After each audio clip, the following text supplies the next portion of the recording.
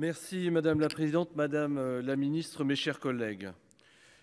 Nous sommes aujourd'hui réunis pour évoquer ensemble le sujet récurrent dans notre hémicycle, celui du transfert de compétences eau et assainissement aux communautés de communes. Transfert obligatoire imposé par le gouvernement en 2015 lors de l'examen de la loi Nothray. Transfert, nous devons le rappeler, inadapté à la réalité des territoires contre lesquels le Sénat s'oppose avec constance.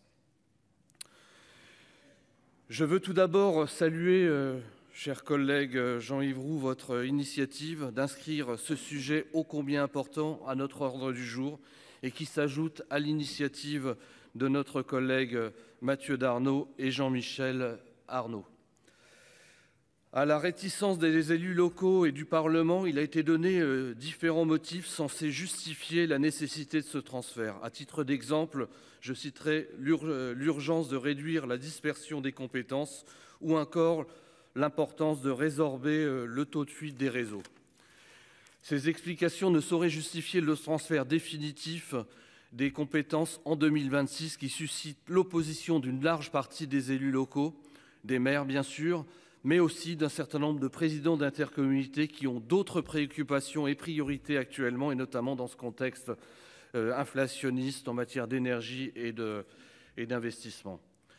Pour notre groupe, le périmètre de l'EPCI n'est pas toujours l'échelon adéquat pour assurer le service de l'eau et de l'assainissement. En effet, il ne coïncide pas du tout à la réalité hydrique et géographique du terrain. Comme l'a rappelé notre rapporteur, notre collègue Alain Marc, dont je salue le travail, ce passage de flambeau engendre une perte de compétences au niveau local, mais aussi une hausse des dépenses publiques locales avec le recrutement de nouveaux agents dédiés.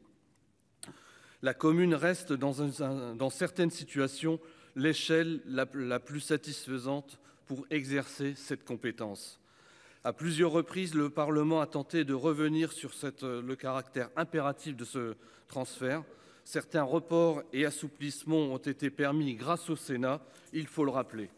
Mais force est de constater que l'échéance se rapproche et que nombre de communes peuvent éprouver des difficultés à régulariser dans les temps ce transfert de compétences. C'est tout particulièrement le cas dans les territoires les plus ruraux et notamment les territoires de montagne également. D'après une publication récente d'Intercommunauté de France, seulement 48% des intercommunautés exerçaient la compétence eau en octobre dernier. Il illustre bien la difficulté ressentie sur le terrain pour faire face à ce transfert imposé au forceps. Plutôt qu'une approche uniformisée, nous souhaitons privilégier une réponse sur mesure, adaptée aux besoins et aux spécificités des territoires. Nous devons faire confiance aux élus locaux. Le texte amendé par la Commission par notre rapporteur apporte la souplesse nécessaire et permet de répondre à tous les cas de figure qui se présentent à nous.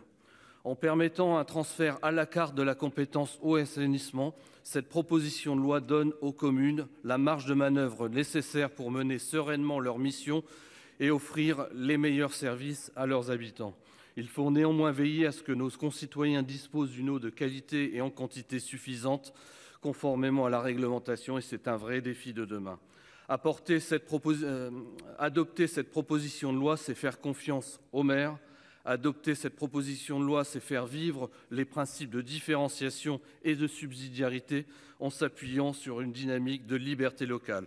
Le groupe Les Indépendants, donc, dont je porte la voix cet après-midi, votera en faveur de ce texte. Merci. Merci.